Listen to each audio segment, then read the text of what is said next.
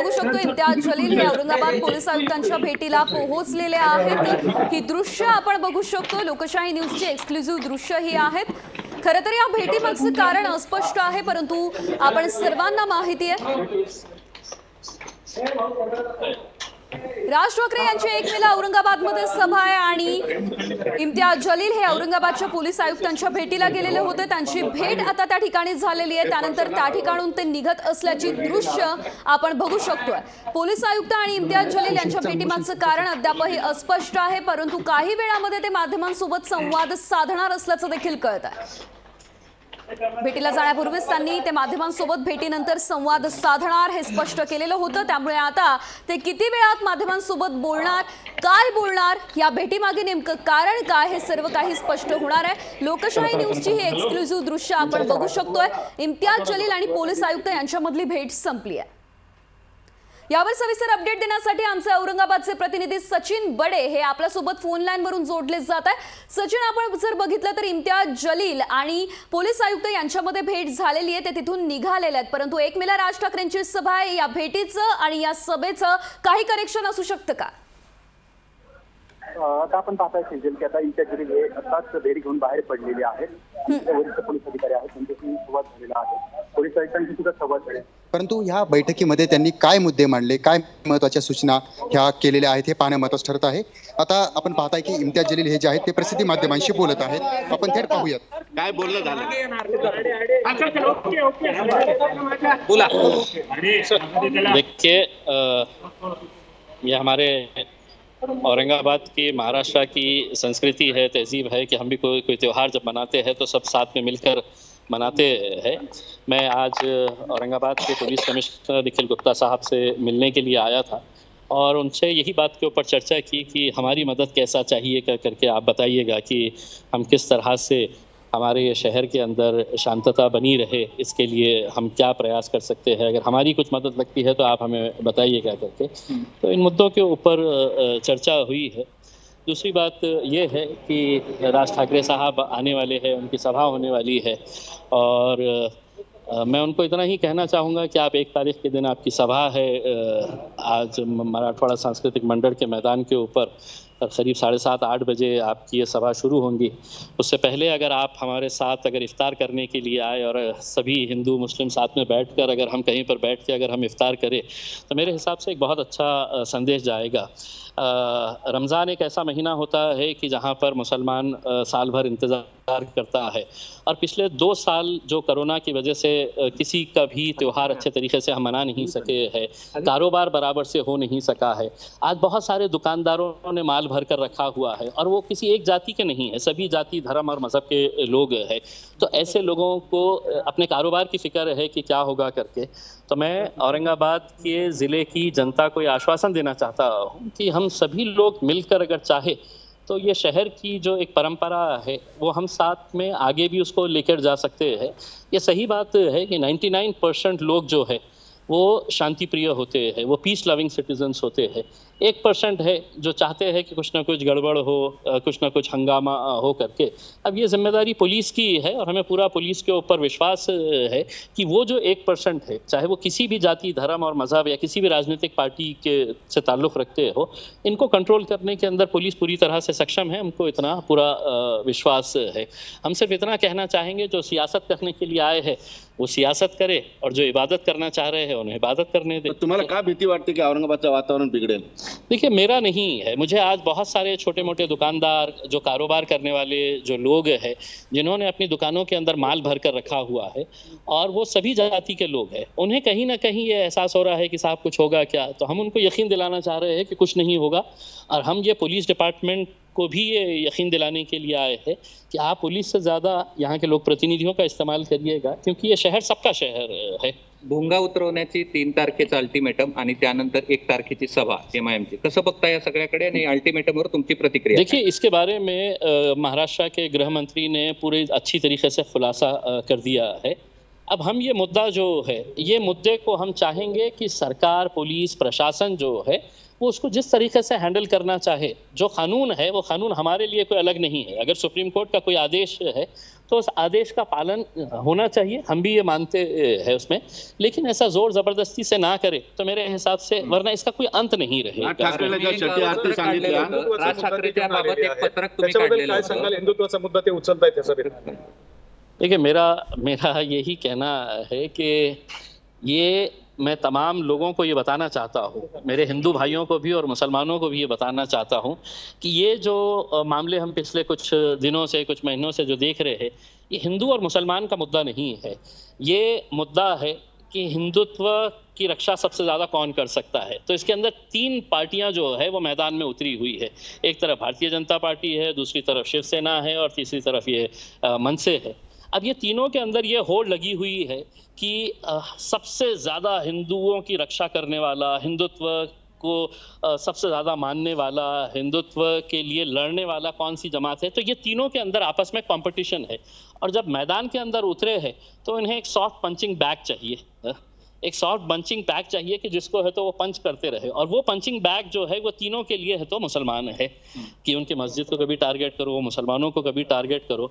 लेकिन अच्छी बात ये है कि अब लोग भी बहुत अच्छी तरीके से इन बातों को समझते हैं, तो अब लोग ना बहकावे में आएंगे, ना किसी तरह के कोई भड़काव उसके अंदर आने वाले हैं। लोग समझ गए हैं कि नुकसान अगर किसी का होता है तो गरीब का ही होता है। तो अब मुद्दे अपने अपने पॉलिटिकल इसके हिसाब से जिसको जो जैसा उठाना है उठाएंगे। सध्याच्या काळामध्ये कशाची भीती वाटते? कशाची भीती वाटते सध्याच्या काळामध्ये औरंगाबादमध्ये? मैं औरंगाबाद के खासदार की हैसियत से मैं आपको यकीन दिलाता हूँ कि मुझे 1% भी कोई चिंता नहीं है। और मैं औरंगाबाद की जनता को भी यही कहना चाहता हूँ कि आपके मन में अगर कोई डर है, कोई आपको ऐसा चिंता व्यक्त हो रही है आपको, तो बिल्कुल वो मन से निकाल दीजिएगा। ठीक है, एक राजनीतिक पार्टी का एक लीडर है, वो आ रहा है अपना एजेंडा लेकर, अपना भाषण देने के लिए उसके अंदर, लेकिन उसको इतना संजीदगी से मत लीजिएगा कि कल के दिन हम आपस में आमने सामने हमारे बीच में कोई मनमुटाव हो जाए करके। तो कहीं पर भी कोई चिंता नहीं। हाँ, चिंता कुछ दुकानदारों को ज़रूर है, कुछ कारोबारी करने वालों को ज़रूर है कि जिनको ऐसा लगता है कि साहब 3 साल के बाद है तो मेरा धंधा अब पनप रहा है। और रमज़ान के आखिरी के जो दिन होते हैं, 3-4 दिन जो होते हैं, उसी वक्त के अंदर है तो पूरा कारोबार है तो बढ़ता है, लोग आखिरी वक्त में ही खरीदने के लिए जाते हैं, तो उन्हें वो चिंता सता रही है। लेकिन उनको भी हम आश्वासन देना चाहते हैं कि ऐसा कोई आपको घबराने की ज़रूरत नहीं है। औरंगाबाद की संस्कृति, औरंगाबाद की तहजीब को हम आगे इसी तरह से लेकर राज पत्र ठाकरेंनी काढलेलं होतं इफ्तारचं तुम्ही. निमंत्रण जाऊन देणार आहात का? हेच माध्यमांच्या माध्यमातून निमंत्रण असेल काय- तुमचं? इफ्तारचं निमंत्रण जे तुम्ही राज ठाकरेंनी दिले की तुम्ही या आमच्यासोबत बसा, इफ्तार करू म्हणून, तर ते निमंत्रण तुम्ही भेटून देणार आहात त्यांना कुठल्या देखिए, मैं आपके जरिए उनको कहना चाह रहा हूँ कि हमारा मजहब भी ये कहता है, हमारी तहजीब भी ये कहती है कि वो हमारे मेहमान है। अगर वो आ रहे हैं यहाँ पर तो आप सभा में जाने से पहले हमें बताइएगा कि हम सब साथ में मिलकर है तो आप स्टेज पर जाकर आपको जो बोलना है आप बोलिएगा उसमें है? लेकिन हम दुश्मन नहीं है। आपकी अलग राजनीतिक पार्टी का एजेंडा है, हमारी अलग राजनीतिक पार्टी का, दूसरों की राजनीतिक पार्टी का अपना अपना एक एजेंडा है इसके अंदर। तो आपके जरिए मैं आपको ये दावत दे रहा हूँ कि आप आइए, हमारे साथ इफ्तार करिएगा, उसमें हम सब साथ में मिलकर करते हैं। नाही त्यांच्या बदललेल्या अजेंड्यानुसार कोणाला काही वाटतंय, पोलीस इतका पाऊस पाटा लावतो, हे वातावरण बिघडत कसं चाललंय मग इतकं? आणि काय कुठलं म्हणजे काही तर देखिए, ये असेल तो ना? पुलिस ही अच्छी तरीके से, देखिए ये पुलिस ही अच्छी तरह से बता सकती है कि उनके पास कुछ इंटेलिजेंस इनपुट्स है क्या क्या नहीं। मेरे पास ऐसा कुछ भी नहीं है। मैं तो पुलिस डिपार्टमेंट को, पुलिस कमिश्नर को सिर्फ ये विश्वास दिलाने के लिए आया था कि हाँ, आपको हमारी अगर किसी जरूरत है तो हम आपको बिल्कुल पूरी तरह से मदद करने के लिए तैयार है। तुम्ही एक पत्र काढलेलं होतं. इफ्तारचं निमंत्रण देताय पण मनसेच्या नव्या अजेंड्यामुळं महाराष्ट्रभरातील मुस्लिम मनसैनिक ते मनसेला सोडून गेलेले आहेत. आता तुमच्या इफ्तारचा स्वीकार करतील का, निमंत्रणाचा स्वीकार करतील का? देखिए, मैं एज अ खासदार मैं कई जगह के ऊपर कई जगह पे है तो दिवाली के मुबारकबाद देने के लिए जाता हूँ, दिवाली के फराड़ खाने के लिए जाता हूँ। तो मेरी भी ये वो है कि आप भी आइए करके। मैं तो अब एक लेटर है तो हमारे जितने भी शिवसेना के, मनसे के जितने भी लोग हैं उन लोगों को ये भी लिखकर दावत दे रहा हूँ कि ईदगाह के अंदर जब नमाज हो जाती है तो सभी लोग आते हैं, आप लोग नजर नहीं आते हैं। मैं आपको इस बार दावत दे रहा हूं कि ईदगाह की नमाज के बाद जब सभी लोग मुबारकबाद देने के लिए आते हैं तो आप लोग भी आइए, वहां पर हम आपका इस्तकबाल करेंगे और एक अच्छा संदेश जाएगा उसमें। तुम्ही एक पत्र काढलेलं होतं आणि ज्यामध्ये सगळ्यांना आवाहन केलं होतं की MIMच्या विरोधात तुम्ही बोलू नका. आणि आता या ठिकाणी तुमची एवढे तुम्ही शांत का होते आणि आता काय भूमिका? मेरा देखिए मेरा यही था कि मैंने सही बात है कि ये मेरे लेवल के ऊपर मैंने डिसीजन लिया था, वरना किसी चैनल ने ये चलाया था कि मतलब ओवैसी साहब ने, ऐसा कोई ओवैसी साहब का उसके अंदर दखल अंदाजी नहीं थी, बल्कि मैंने ही ये डिसीजन लिया था, क्योंकि हम आखिर में मेरी और आपकी, हमारी सबकी ये कोशिश होना चाहिए कि साहब कहीं ना कहीं ये मामला गड़बड़ा ना जाए, कोई गलत बात कर डाले, उसमें मीडिया किस तरह से उछालती है आपको भी मालूम है। तो मैंने अपने तौर के ऊपर ये डिसीजन लिया था कि महाराष्ट्र के अंदर किसी ने भी इस ताल्लुक से है तो कोई बात नहीं करना चाहिए करके, और उसका पालन हुआ। बरं, हे औरंगाबाद ही प्रयोगशाळा आहे का? कारण की काही दिवसानंतर आता उद्धव ठाकरेंची देखील सभा होणार आहे, हिंदुत्वासाठी ही प्रयोगशाळा झाली आहे। देखिए साहब, पहले भी ये होता रहा है, जब भी इलेक्शंस आते हैं हर राजनीतिक पार्टी अपने अपने एजेंडा के हिसाब से मैदान के अंदर उतरती है। अब हो सकता है कि इनके जाने के बाद कोई और आएगा, उनको भी हम दावत देंगे, आइए साहब बैठें करके उसमें। लेकिन ये है कि सबकी ये जिम्मेदारी है कि हम सब ने किस तरह से इस शहर के अंदर जो एक भाईचारगी का माहौल है, एकता का जो माहौल है, उसको खराब नहीं होने देना चाहिए, हमारी सबकी जिम्मेदारी है। सियासत राजकारणासाठी औरंगाबाद हे सेंटर होतंय का, तसा करण्याचा प्रयत्न केला जातोय का? कारण प्रत्येक पक्ष औरंगाबाद इथून सुरुवात करतो आहे, आणि आता सुद्धा असं सांगितलं जातं की शिवसेना ज्यावेळेस 20-30 वर्षापूर्वी सुरू केली होती, तिथं मनसे सुरू करताय हिंदुत्व मोठं करण्यासाठी।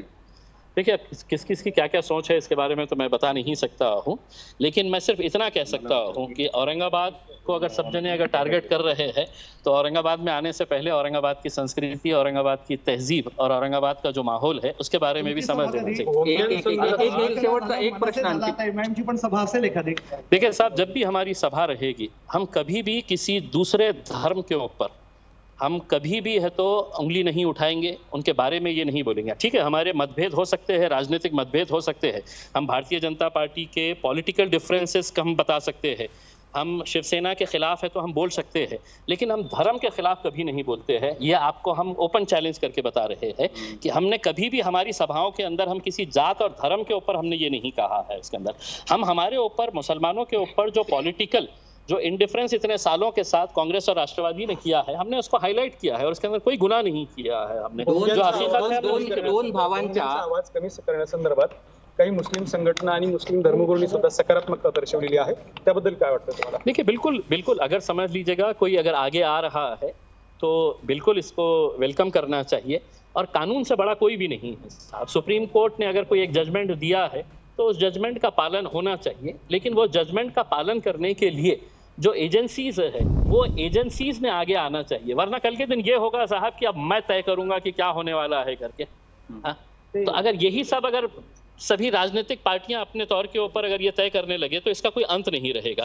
हमारा अगर विश्वास पुलिस के ऊपर नहीं है, आप जब ये करते हैं तो एक मैसेज देते हैं कि मुझे यहाँ की पुलिस के ऊपर विश्वास नहीं है, मुझे यहाँ की न्याय प्रणाली के ऊपर विश्वास नहीं है। हमारा विश्वास है कि हम अटी शर्तींमध्ये एक अट लावलेली आहे की आवाजाची अट घातलेली पोलिसांनी 55 डेसिबलची निवासी ह्याच्यामध्ये, आणि भोंगे काढण्याचा विषय डेसिबलवरच आहे। आता जवळपास 1 लाखाचा दावा ते करतात, 55 डेसिबल मध्ये ते लोकांना त्यांचं भाषण ऐकू जाईल का, त्या आवाजाची मर्यादा पाळली जाईल का?